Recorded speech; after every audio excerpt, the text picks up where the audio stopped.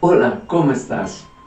¿Sabías que Jesús te ama y tiene un plan especial para ti? Somos el Ministerio Buen Soldado de Jesús y queremos compartirte las buenas noticias que en Jesucristo hay vida eterna y plenitud de vida.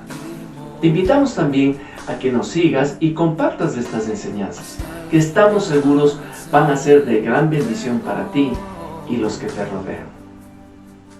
Y a la muerte fue porque Él me amó. Al libro de Efesios.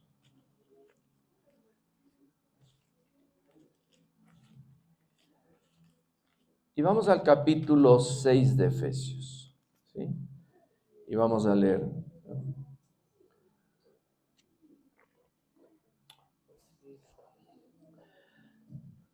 Del versículo 11 al 13. Vamos a leer, del 11 al 13. Dice, vestíos de toda la armadura de Dios para que podáis estar firmes contra las acechanzas del diablo. Porque no tenemos lucha contra sangre y carne, sino contra principados, contra potestades, contra los gobernadores de las tinieblas, contra huestes espirituales de maldad en las regiones celestes. Por tanto, dice Pablo, tomad toda la armadura de Dios para que podáis resistir en el día malo y habiendo acabado todo, estad firmes. Bueno, aquí nos habla la palabra del Señor de algo muy interesante, muy importante. Pablo dice en el libro de Efesios que no tenemos lucha contra sangre ni carne. ¿Qué significa eso? Que nuestra lucha no es contra personas en cierto sentido. Ustedes ven, ¿no? La gente se pelea unos con otros, a veces hasta en un entorno cercano, un entorno familiar, pueden discutir. Hoy vemos, ¿no? Hay problemas en nuestro país, en la política, unos de una tendencia ideológica se pelean con otros de otra tendencia. En el mundo hay conflictos bélicos. La guerra de Rusia con Ucrania y hoy el conflicto en Medio Oriente de Israel con el grupo Hamas y ahora se ha extendido, ¿no? El conflicto y está Israel ya en conflicto con Irán. El día de ayer, si ustedes vieron las noticias, ya hubo un ataque de Irán hacia Israel, mandaron unos drones y unos proyectiles, cientos de proyectiles, pero el sistema de defensa de Israel es tan poderoso, ¿no? Tan de alta tecnología, esta cúpula de hierro que llaman ellos, que ninguno de esos cientos de proyectiles que mandó Irán, pues cayeron en Israel. El objetivo era Jerusalén. Es increíble, ¿no? Porque ahí mismo está hasta la mezquita de ellos, de la roca, y algún rato, quién sabe, cae un proyectil de ellos mismos y destruye su propia mezquita, que es la tercera más sagrada dentro del Islam. Pero, ¿qué pasa? Que detrás de este mundo material, esta carne, hay un mundo espiritual que no lo vemos, no lo percibimos en cierto sentido, pero no lo vemos exactamente, pero está ahí. Y es un mundo con el cual Pablo dice que tenemos nosotros pelea, ¿no? Esa lucha, ¿no? Porque no tenemos una lucha, dice, contra personas, sino contra este reino espiritual que no lo vemos literalmente, pero percibimos que hay algo ahí, ¿no? ¿Y qué es este reino espiritual? Hay un reino espiritual de bondad, donde se mueve el Señor y sus ángeles, sus querubines, sus arcángeles, ¿no es cierto? Pero hay otro reino, un reino de maldad, bien organizado, bien estructurado. No es como caótico, tiene una estructura y Pablo desglosa su estructura, ¿no? Aquí dice, si no tenemos lucha contra sangre y carne, sino con principados. Empieza con principados. ¿Y qué son estos principados? Veamos, el reino de Satanás tiene su cabeza, ¿no? Que es él, Satanás. Pero debajo de él, como un ejército, pero un ejército del mal, hay una estructura. Y es muy importante conocer esto. Ese es el tema de hoy, ¿no? Esta guerra espiritual que debemos tener el pueblo de Dios contra estas huestes de maldad. Y empieza con principados. ¿Y qué son los principados? Como dice la palabra, son príncipes.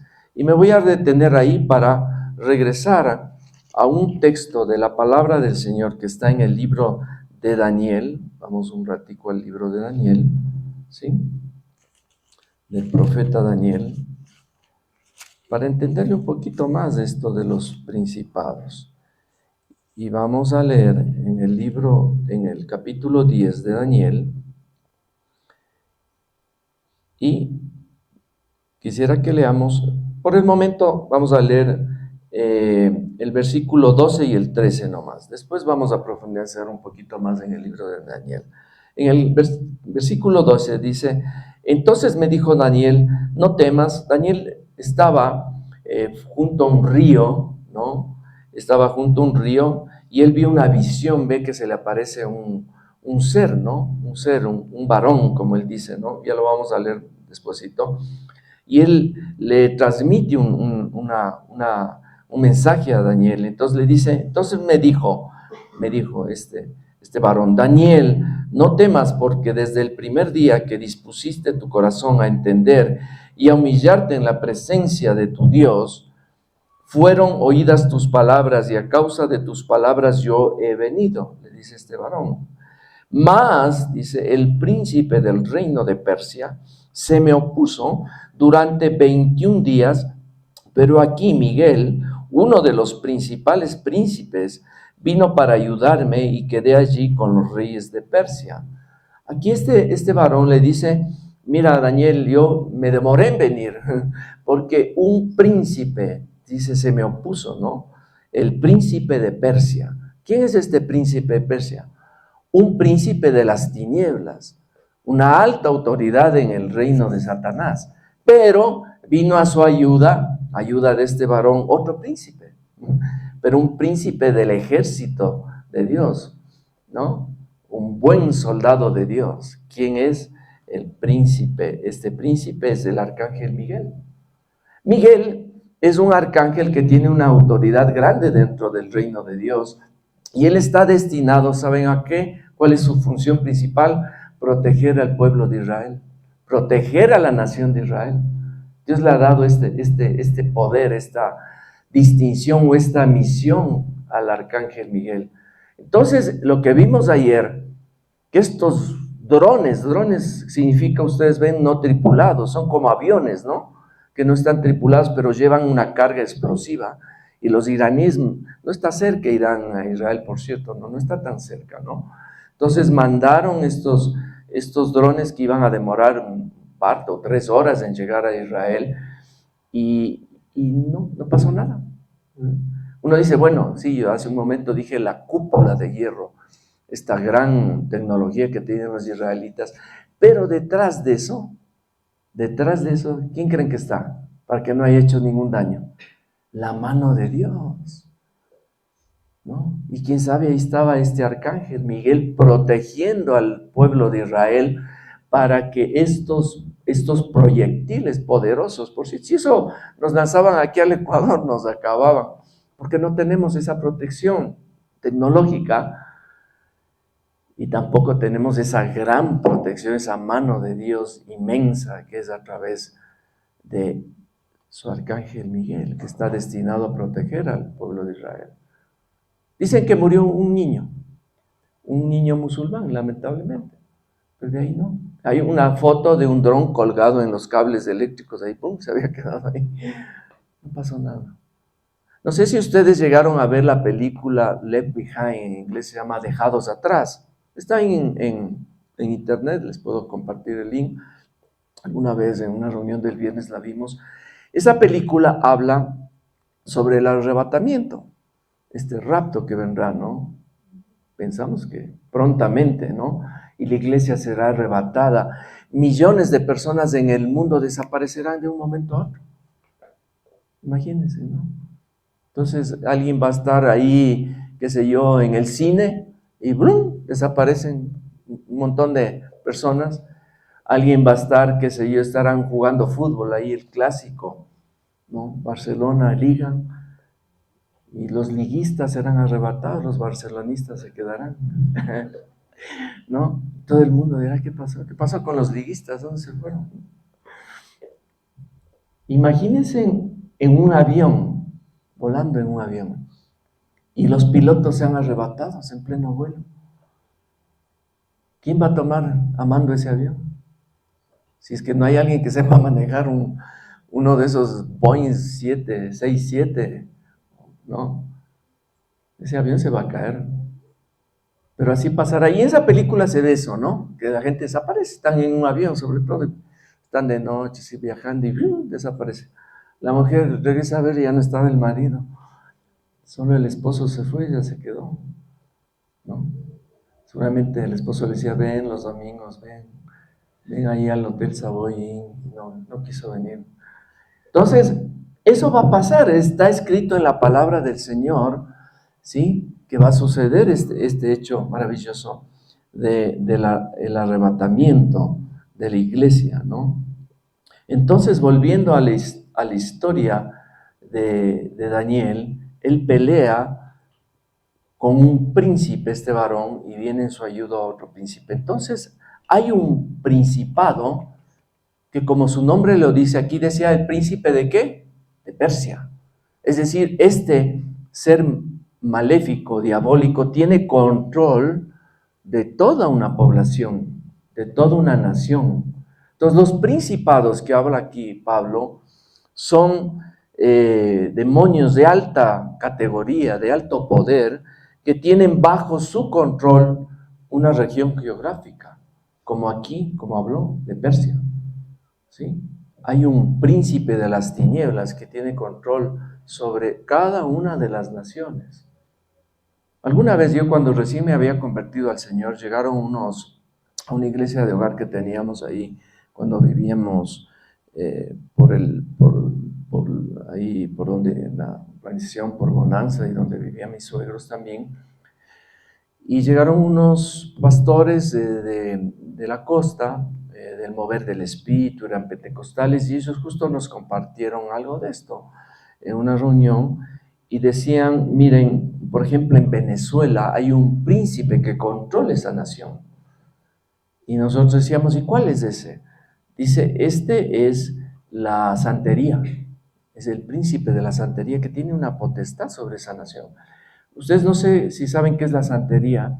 En Venezuela le adoran a una santa, tiene un nombre, no me recuerdo ni quisiera recordarme, y ellos en todos los estratos sociales de Venezuela, pueden ser ricos, clase media o clase pobre, todos hay un altar en una de las casas de los venezolanos. Es increíble. Mi prima Azucena, que vivió mucho tiempo ahí, ella contaba eso, ¿no? Ella vivía en un edificio de departamentos y cada departamento tenían, ella no, pero tenían esta santa que le adoran, ¿no?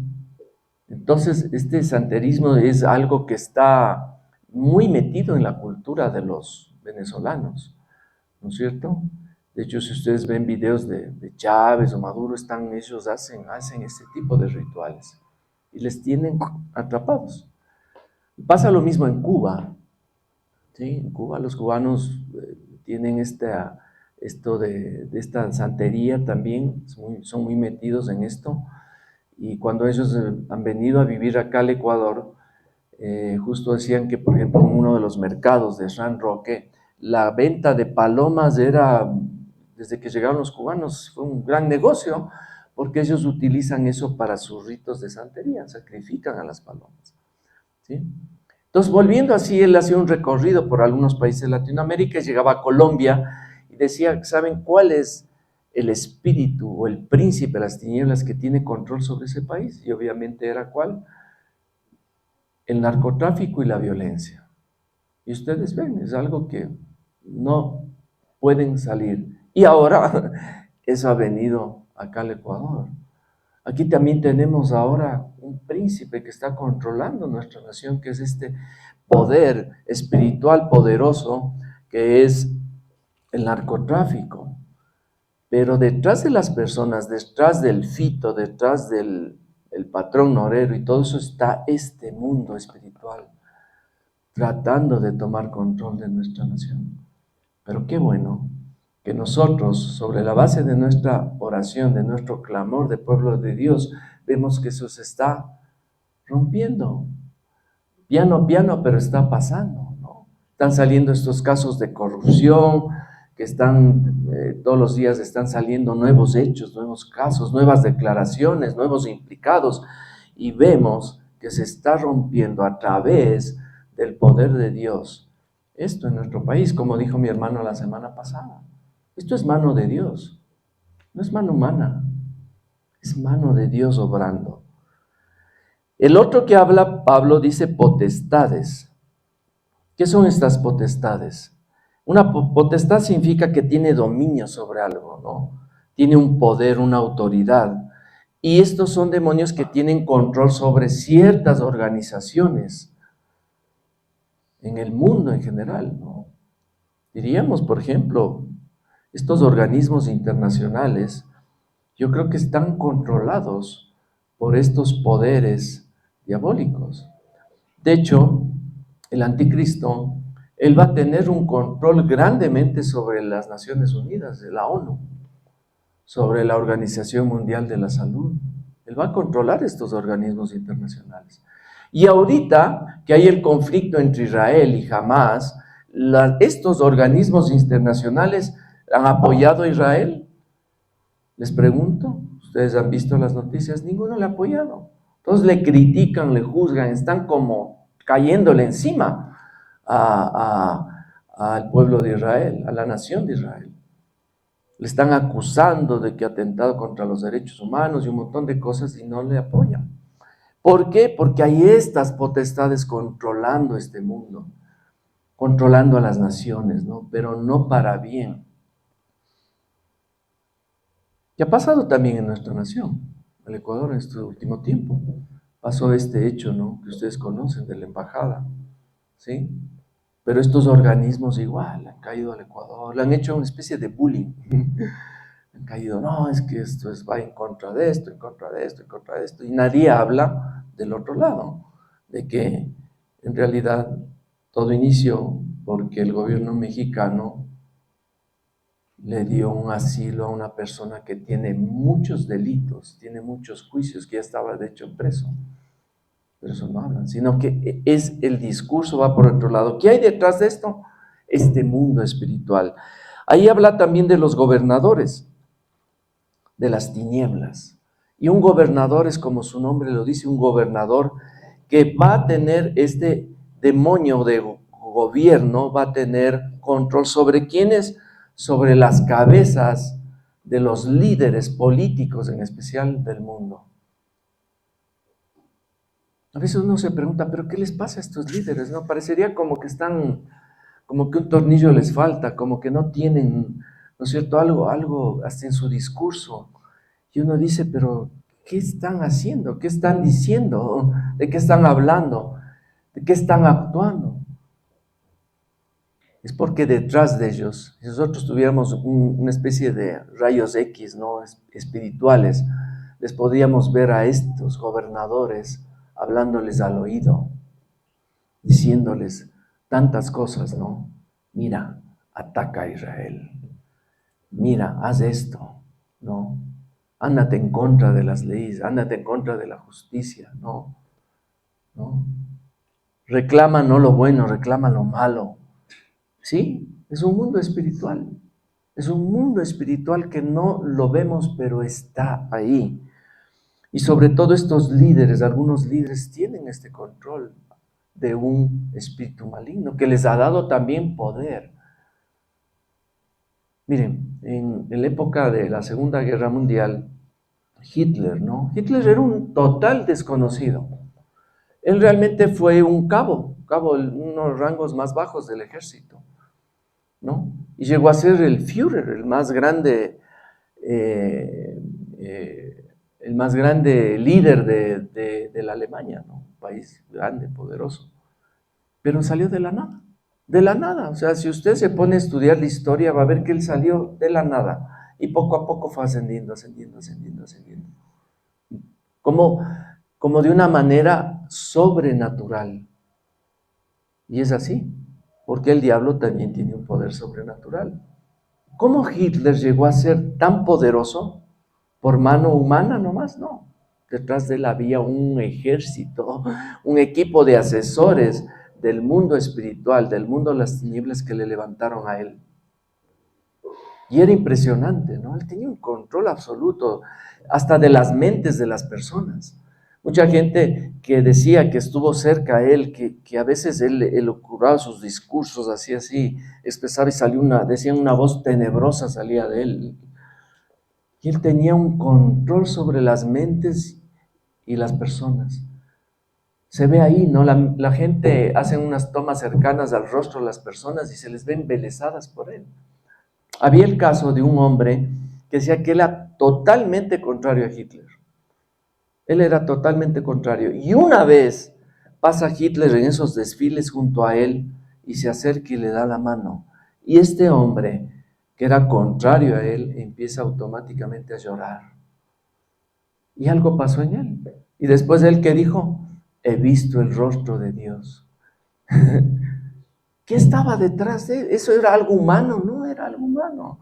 Era algo espiritual. Había detrás de Hitler un gobernador de las tinieblas que le tenía control de él. Y no es que esto le justifica a Hitler de sus males, no, sino que son gente que busca justamente ese poder. No sé si en otra ocasión yo les comentaba que algunos actores, actrices, cantantes famosos, qué sé yo, en el mundo, ellos han confesado, algunos, que han hecho un pacto con el diablo para que les dé justamente poder y gloria, ¿no? Lo han dicho públicamente. En otros, actor de Hollywood, productor y director, ustedes lo conocen, Mel Gibson, que hizo La Pasión de Cristo.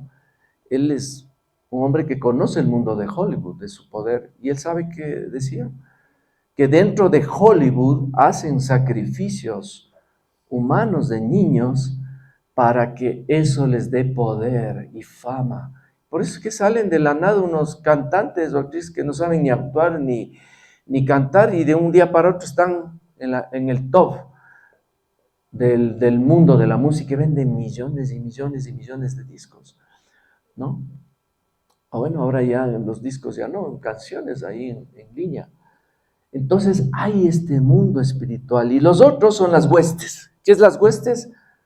La tropa, los voluntarios en el argot militar, es decir, los cabos, los soldaditos, los cabos, los sargentos, esas son las huestes.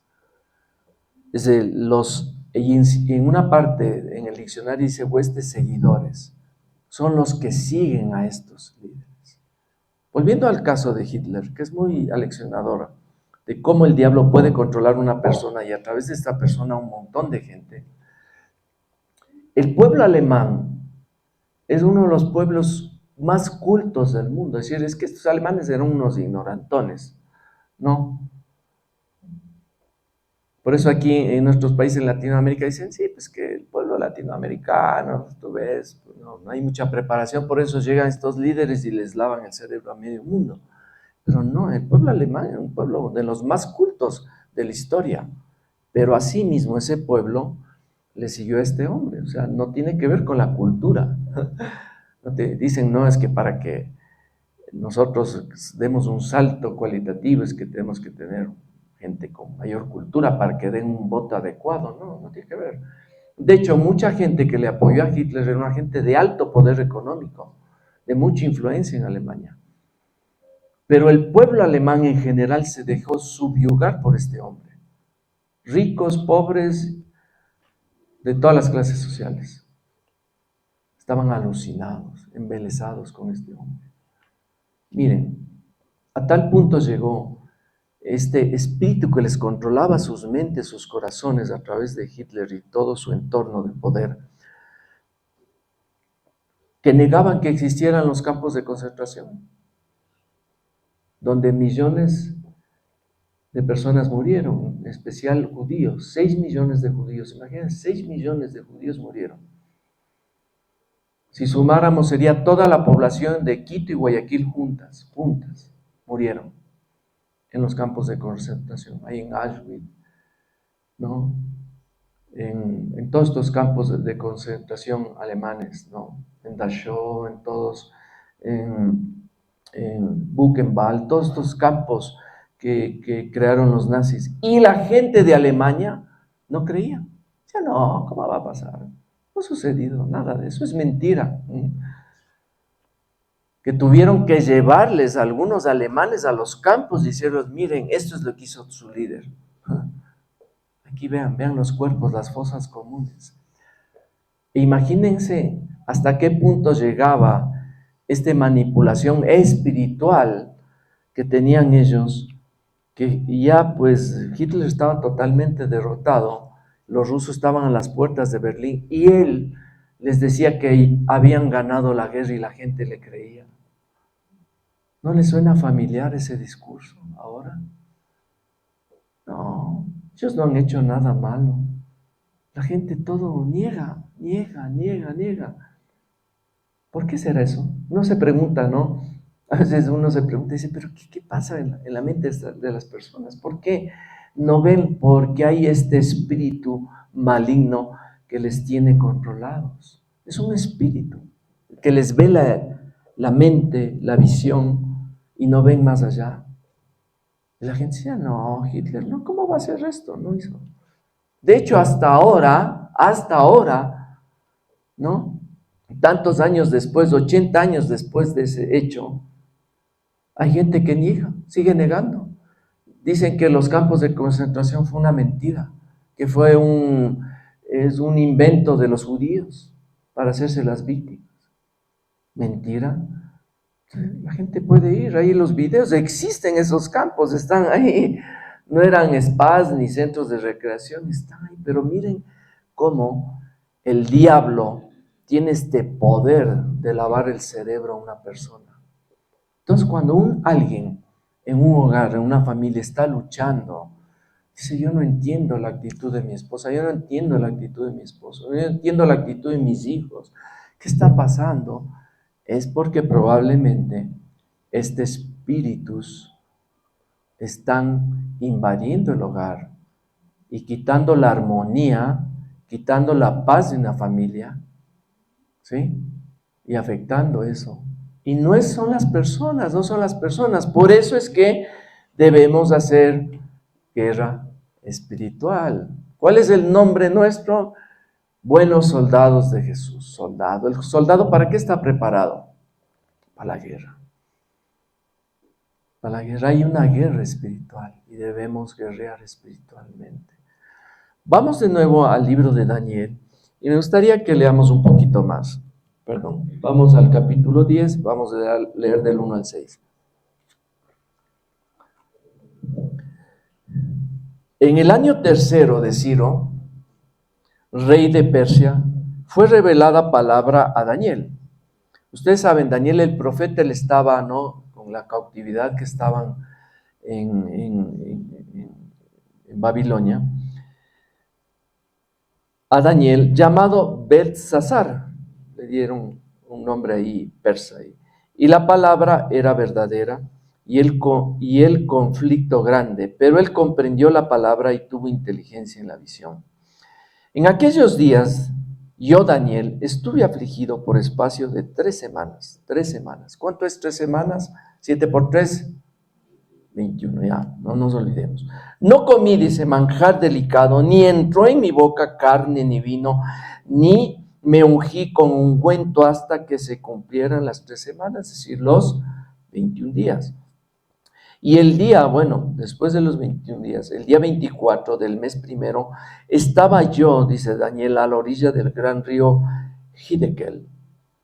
Y alcé mis ojos y miré, y aquí un varón, tuvo una visión, ¿no? Un varón vestido de lino y ceñido sus lomos de oro de Ufaz. Su cuerpo era como de berilio y su rostro parecía un relámpago, y sus ojos como antorchas de fuego, y sus brazos y sus pies como de color de bronce, bruñido, y el sonido de sus palabras como el estruendo de una multitud. Tremendo este varón. Algunos dicen que esa visión del varón que tuvo Daniel era el Señor Jesucristo. Pero bueno, veamos si es que realmente era el Señor Jesucristo. ¿no? De ahí pasemos al versículo 11, ¿no? Y me dijo, ¿quién? Este varón. Le dice a Daniel, Daniel, varón muy amado, está atento a las palabras que te hablaré y ponte en pie, porque a ti he sido enviado ahora. Ahí, punto seguido, mientras hablaba esto conmigo, me puse en pie temblando. Bueno, cualquiera temblaría al ver esa visión, ¿no? Entonces me dijo, lo que leímos hace un momento, me dijo, Daniel, no temas, porque desde el primer día que dispusiste tu corazón a entender y a humillarte en la presencia de tu Dios, fueron oídas tus palabras, y a causa de tus palabras yo he venido. Mas el príncipe del reino de Persia se me opuso, se me hizo pelea durante 21 días.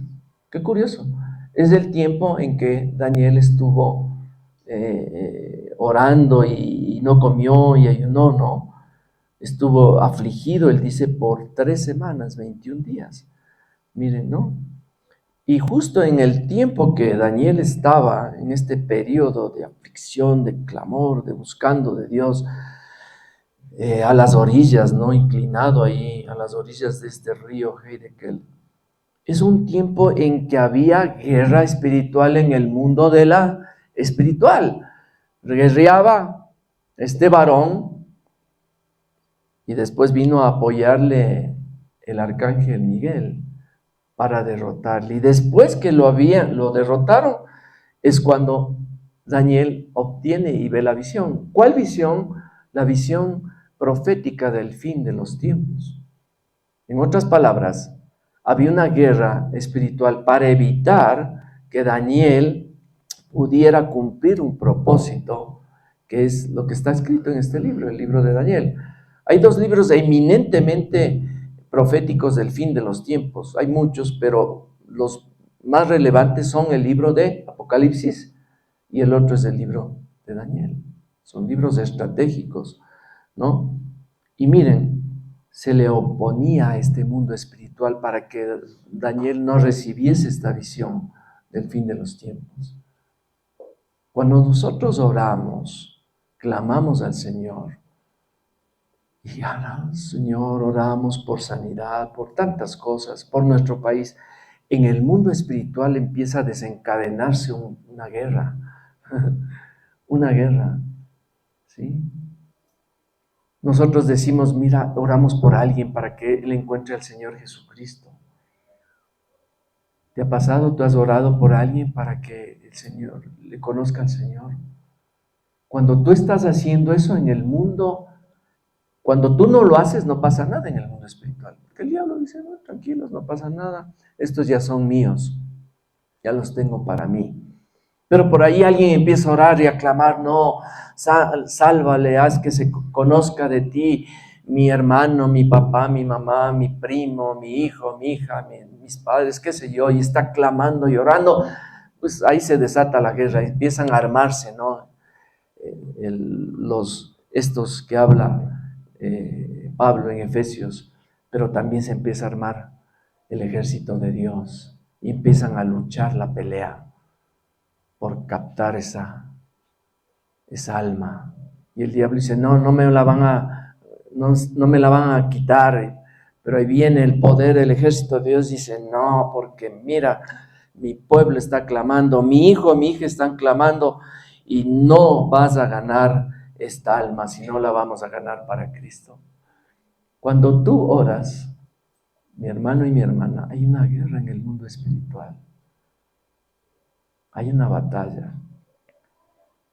Por eso debemos ser vehementes, no perder la fe, no perder digamos, ese ímpetu por clamar a Dios, por todo lo que nosotros queremos que Dios obre, para que el reino de Dios, su ejército, gane la batalla. Como aquí, ¿no? El varón dice, se me opuso 21 días, pero aquí Miguel, uno de los principales príncipes, pero del reino de Dios, vino para ayudarme y quedé allí con los reyes de Persia. Veamos el versículo 20. Dice el varón mismo, él me dijo, ¿sabes por qué he venido a ti? Le dice, pues ahora tengo que volver para pelear para pelear contra el príncipe de Persia, y al terminar con él, el príncipe de Grecia vendrá. Es una guerra permanente. Voy a volver a pelear con el príncipe de Persia y después con el de Grecia, ¿no? Y seguirá peleando porque es una guerra en el mundo espiritual que hay. Ahora, ¿por qué tal vez Jesús, haciendo un paréntesis, no es tal vez este varón? Dicen los expertos en el estudio de la Biblia, de que si fuera Jesús no necesitaría el apoyo de Miguel, ¿no? Pero bueno, el Señor va a regresar en el libro de Apocalipsis, va a regresar con su ejército, no regresa solo, regresa con su ejército, ¿no? Pero bueno, ese es para otra interpretación. Pero como habla aquí, es muy parecido al capítulo 1 en Apocalipsis, que se le ve al Señor Jesucristo, ¿no? Y más o menos detalla algo similar. Pero bueno, les dejo eso de tarea para que ustedes investiguen un poco más. En el versículo 21, después que dice, el príncipe de Grecia vendrá, dice, pero yo te declararé lo que está escrito en el libro de la verdad, y ninguno me ayuda contra ellos sino Miguel, vuestro príncipe. Aquí confirma que Miguel es el príncipe, el arcángel protector del pueblo de Israel. Vamos al libro de Judas. Es un libro que está antes de Apocalipsis. Judas. ¿Sí? Vamos a Judas, capítulo 1, versículo 9. Que confirma un poco más lo que hemos leído. Pero cuando el arcángel Miguel contendía con el diablo, disputando con él por el cuerpo de Moisés, no se atrevió a proferir juicio de maldición contra él, sino que dijo, el Señor te reprenda. Miren, aquí aparece de nuevo el arcángel Miguel, pero esta vez pelea ¿con quién? Pelea con el diablo. ¿Y por qué peleaban? ¿Qué disputaban? El cuerpo de Moisés. Moisés ya había muerto. En otra parte de la Biblia dice que Moisés fue enterrado, pero no se sabe dónde fue enterrado. ¿Por qué será eso? ¿Y por qué esta pelea?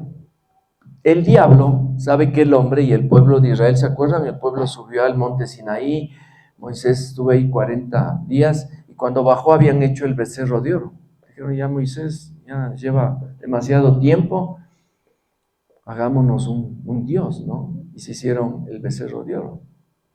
Y bajó Moisés con las tablas, y les ve ahí. Y de la ira Moisés rompió las tablas. Después Dios le hizo que alice otras tablas y volvió a escribir de nuevo los 10 mandamientos que se depositaron después en el arca. Pero la tendencia del hombre es, como se acuerdan lo que habíamos predicado una vez sobre la idolatría, la tendencia del hombre es a crear dioses. Y Moisés era un hombre muy relevante, muy relevante. Dios lo usó muchísimo, los grandes profetas, unos grandes patriarcas de la Biblia. Moisés, el libertador del pueblo de Israel que le sacó de Egipto. Bueno, entre comillas, porque realmente el que sacó de Egipto es Dios. Pero ¿qué hubiera pasado si Moisés realmente era enterrado a la vista de todos y todo el mundo sabía dónde estaba la tumba de Moisés? ¿Qué creen que hubiera pasado en el futuro? En el presente de ese tiempo y después en el futuro. Que todos hubieran adorado esa tumba y hubieran hecho peregrinación. Hasta ahora, vamos a la tumba de Moisés. ¿Se acuerdan de la serpiente que hicieron en el desierto de cobre, de bronce, para que el que viera nomás la serpiente, Dios les dijo que eran sanados de las picaduras de las víboras? Pero curiosamente fue por un momento que el Señor permitió eso, pero después la serpiente se mantuvo un tiempo, hasta que vino un rey de Israel y la hizo pedazos, porque la gente le adoraba a la serpiente. Entonces aquí Miguel y el diablo pelean por el cuerpo, porque el diablo quería ese cuerpo para ponerle seguramente en un altar, en un sitio, quién sabe, ¿no? Y que la gente fuera a adorar. Pero miren, hay una guerra espiritual. No permitieron que el cuerpo de Moisés sea visto público y sepan dónde él está enterrado. Pero hubo que hacer una guerra para eso. Entonces, en conclusión, ahí está esta guerra en el mundo espiritual. Vamos al libro de Hechos, capítulo 10. Vamos a retroceder un poquito más para ir terminando. Hechos 10, 38. ¿Qué dice? Aquí está. Como Dios ungió con el Espíritu Santo y con poder a Jesús de Nazaret, y como éste anduvo haciendo bienes y sanando a todos los oprimidos por el diablo, porque Dios estaba con él. El diablo oprime a la gente, le oprime, ¿sí? La gente dice, no puedo salir de este problema, no puedo salir de las drogas, no puedo salir del alcohol, no puedo salir de la pornografía, no puedo salir de las deudas, no puedo salir de las enfermedades.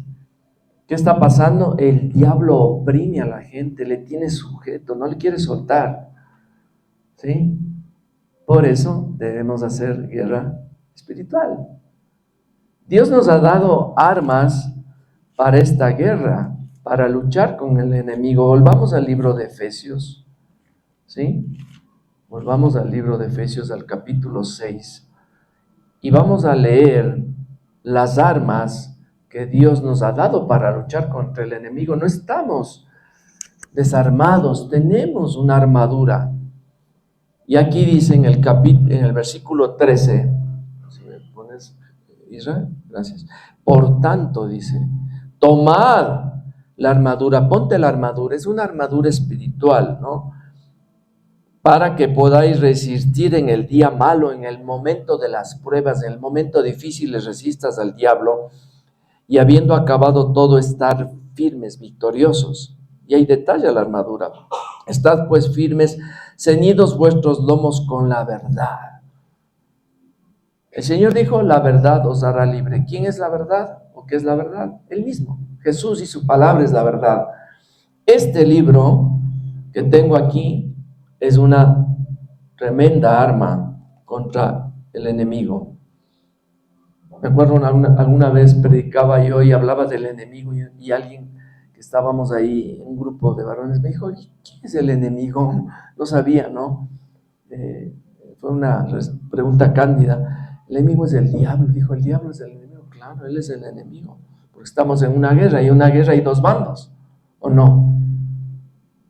Entonces, tenemos un enemigo, es Satanás y su reino.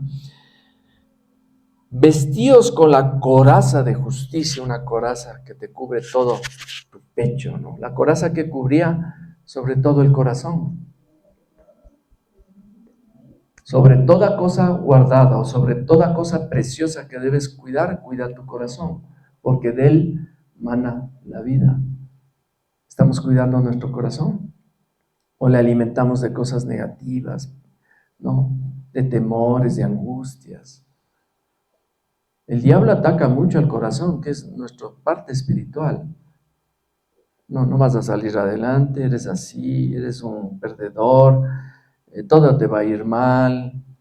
De gana te metiste al cristianismo, ves, te está yendo hasta peor, muchas cosas. El diablo ataca el corazón a través de la ira, de la contienda, del chisme, del rumor, de la envidia. ¿Hemos sentido envidia? No, yo nunca siento envidia. Falso. Tenemos envidia, sí, es una parte, pero es malo. El diablo te mete a través de la envidia. Estamos sin trabajo y justo alguien va, oye, ya conseguí trabajo y me van a pagar $1,500. Y el otro, qué bueno, te felicito. Pues es la envidia, ¿no? Pero no debe haber eso. El diablo trabaja así en los corazones de las personas. Nadie dice, oye, qué lindo, te felicito, qué lindo el carro que te has comprado. Y el otro dice, ay, ¿por qué yo no tengo un carro así? ¿Por qué esto? ¿Por qué? La envidia. El diablo corroe el corazón de las personas. Pero es una guerra espiritual, no debemos darle chance al diablo. ¿Qué más dice aquí? Calzaos los pies, dice, con el apresto del evangelio de la paz. Nosotros debemos poner este evangelio como nadie va a salir a la calle sin calzado, ¿no es cierto? No, te vas a pinchar y te vas a lastimar los pies. Esto es una protección para nuestra vida, la palabra. El evangelio. Compartir el evangelio es una gran herramienta para luchar contra el enemigo. ¿Estamos hablándole de Jesús a otras personas? Le estamos diciendo, mira lo que ha hecho Cristo en mi vida. Cristo me sacó de esto, Cristo me liberó. Es una maravilla, es lo más grande. Qué lindo. Quiero compartir esta noticia contigo. Los jovencitos, por ejemplo, en el colegio, en el recreo, hablan tal vez del Señor Jesús o hablan de Bad Bunny, ¿no? ¿Has visto el último? ¿O has visto esto, este otro? Lo que publicó Shakira, porque sé que... O estamos compartiendo el evangelio con nuestros amigos. Yo salí a comer con un compañero de trabajo y que le había conocido y me dijo, entró a mi oficina, me acuerdo, hace muchos años, me dijo, oye, ¿dónde comes tú? Le digo, no, por acá. Dice, ¿te puedo acompañar? Claro, vamos. Mientras caminábamos, yo dije, no, voy a hablarle, no del fútbol, le voy a hablar del Señor Jesucristo. Y le dije, mira, yo soy cristiano, asisto a una iglesia los domingos, ¿en serio? Oye, a mí me ha traído eso, siempre me ha gustado. Digo, chévere, vamos. Y en el almuerzo le seguía compartiendo lo que ellos han hecho. Dice, qué chévere, me gusta. Le digo, sí, si quieres ven el domingo. ¿En serio? Le digo, claro, ven. Y le di la dirección y justo el domingo se asomó. Y de ahí el resto fue historia, porque él continuó caminando en el Señor. Y así pasa, el momento que aprovechemos de llevar el evangelio es una arma para protegernos contra el ataque del enemigo. Porque el diablo dice, estos están fuertes espirituales, estos están medio estucos, ¿no? Están con esos comandos. Estos son de fuerzas especiales, no me voy a meter con ellos. ¿No es cierto? No sé si han visto un comando de fuerzas especiales, son los tucazos, ¿no? Así bien fuertes. Tienen una, ¿cómo se llama aquí? Un cuchillo así de selva tipo Rambo. Dan miedo, ¿no? Uno dice, no me quisiera encontrar de esos en la noche, en un callejón ahí, tucos. Así nosotros debemos ser tucos espiritualmente. Tomad, sobre todo, dice, tomad el escudo de la fe con el que podáis apagar todos los dardos de fuego del maligno. La fe es un escudo. Todo lo puedo en Cristo que me fortalece. Estamos con la fe firme. Vamos adelante. Sí, mirar atrás, vamos. Es la fe. El justo por la fe vivirá. Debemos tener fe, no dudar de que Dios está con nosotros, no dudar que Dios nos va a levantar. Tal vez se demore 21 días, pero en esos 21 días ha habido una guerra que hemos vencido. Y Dios va a obrar en nuestras vidas. No desmayes, a veces Dios no obra de un día para otro. La gente se desanima fácilmente porque quieren los cambios al ritmo de cada uno. Pero los plazos de Dios son distintos. En el momento preciso, Dios va a obrar. Dios va a obrar en tu vida. Pero hagamos la parte que nos corresponde. Hagamos la parte que es esta pelea, esta lucha espiritual. Y tomad el yelmo de la salvación y la espada del Espíritu, que es la palabra de Dios. En un soldado tienen el casco o el yelmo, tiene la armadura aquí, tiene toda su protección. Vamos, un soldado moderno, ¿no? Entonces son protecciones que tiene contra las balas, con todos los ataques del enemigo, pero él tiene un arma de ataque, en este caso sería el fusil, ¿no es cierto?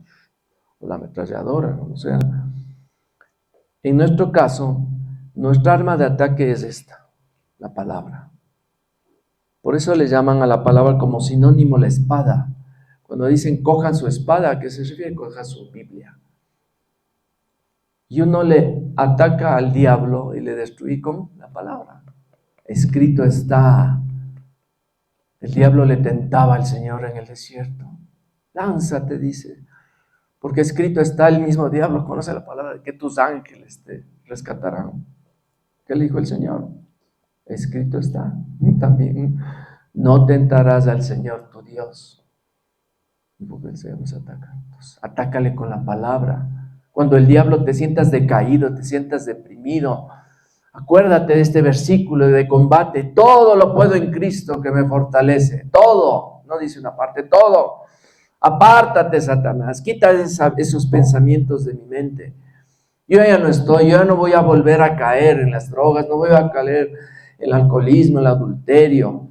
Ya no voy a robar, no voy a hacer nada de eso. Apártate, Satanás, en el nombre de Jesús. Un ataque, un grito de guerra, ¿verdad? Somos soldados de Jesús. Y por último dice, orando en todo tiempo, con toda oración y súplica en el Espíritu, y velando en ello, con toda perseverancia.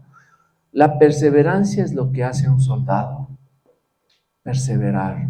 Muchos entran a la vida militar y después dicen, no, ya, no es, esto no es conmigo, esto no es tan, pero algo de dice, no, tienes que perseverar, y hay que seguir y seguir, ¿no es cierto?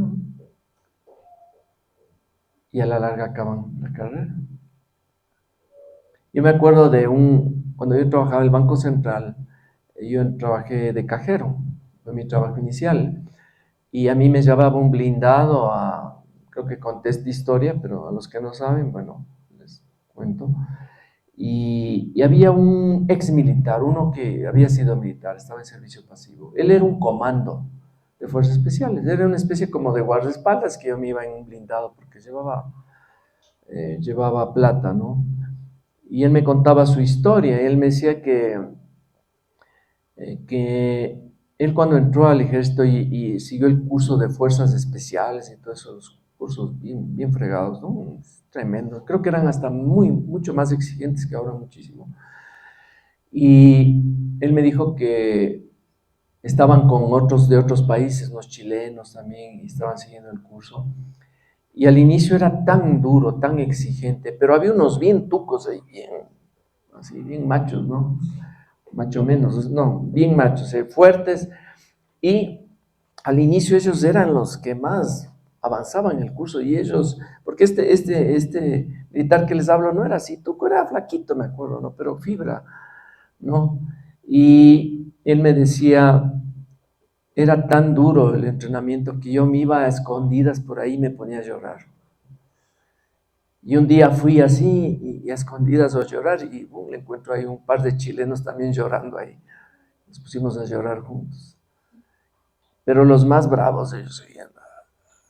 Pero pasaba el curso, avanzaba el curso y ellos iban adquiriendo más fuerza, más templanza. Y más bien los más fuertes que parecían se iban desinflando.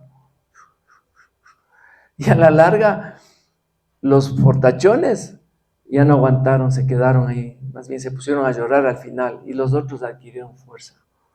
Los flaquitos. La perseverancia. Así empezamos en la vida del Señor. Empezamos flaquitos. Después nos va saliendo el músculo. Empezamos a crecer, a crecer. La vida en el Señor es un camino de perseverancia, de no desfallecer, de no mirar para atrás, sino seguir adelante. Dios nos ha dado nueva vida. Las cosas viejas pasaron aquí, todo es hecho nuevo. Debemos seguir adelante. Sin temor, mi hermano, mi hermana, sigamos adelante. Anímate.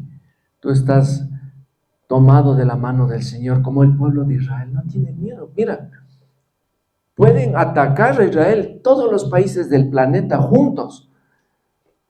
Las más grandes potencias, China, Rusia y hasta los mismos Estados Unidos.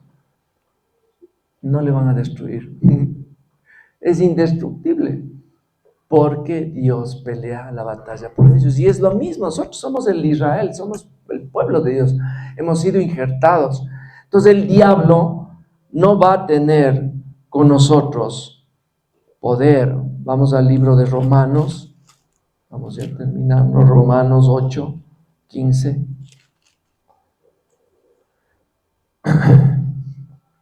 ¿Qué dice? Pues no habéis recibido el espíritu de esclavitud, se refiere a nosotros, para estar otra vez en temor, sino que habéis recibido el espíritu de adopción por el cual clamamos, Abba Padre, papito nuestro.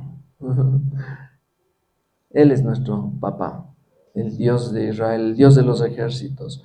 Segunda de Timoteo 1:7. Vamos a segunda de Timoteo 1:7, que dice: porque no nos ha dado Dios espíritu de cobardía, sino de poder, de amor y dominio propio. Eso nos ha dado el Señor. Espíritu de poder, de amor y dominio propio. Dominio para controlar nuestras emociones, de poder, porque podemos luchar contra el reino de las tinieblas y vencerlo. ¿Sí? Y de amor. El amor del Señor. Mateo 10:1. ¿Qué dice? Entonces, llamando a sus 12 discípulos, les dio autoridad sobre los espíritus inmundos para que los echasen fuera y para sanar toda enfermedad y toda dolencia. Tenemos el poder. Vamos a ejercer el poder que Dios nos ha dado. Marcos 16:17.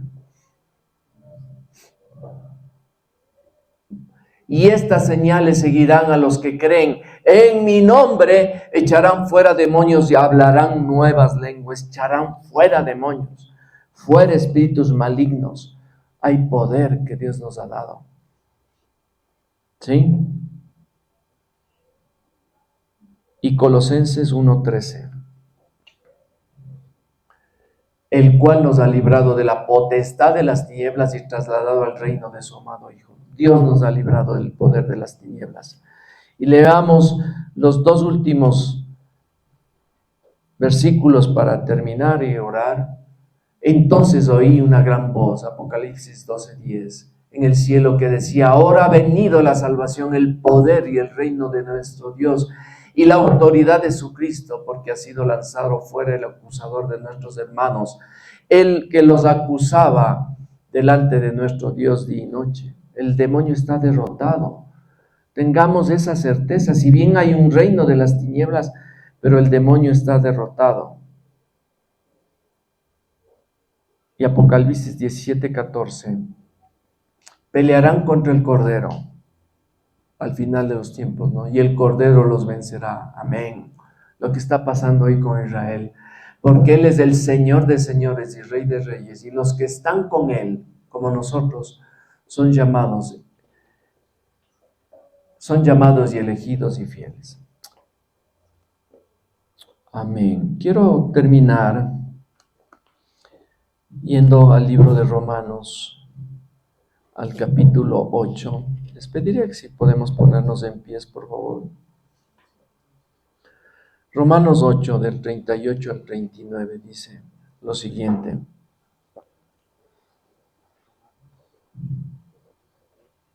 Por lo cual estoy seguro de que ni la muerte, ni la vida, ni ángeles, ni principados, ni potestades, ni lo presente, ni lo porvenir, ni lo alto, ni lo profundo, ni ninguna otra cosa creada, escúchelo bien, nos podrá separar del amor de Dios que es en Cristo Jesús, nuestro Señor. Nada nos va a separar del amor de Dios. Sabemos que esta enseñanza ha sido de gran bendición para tu vida. Gloria al Señor. Suscríbete y compártela. Además, síguenos en nuestras redes sociales y escríbenos a este correo electrónico aquí en pantalla. Queremos escucharte. De igual manera, te invitamos todos los domingos a nuestro culto familiar en el Hotel Savoy Inn, Salón Las Rosas, al norte de Quito. Será un gusto inmenso conocerte. Dios te bendiga.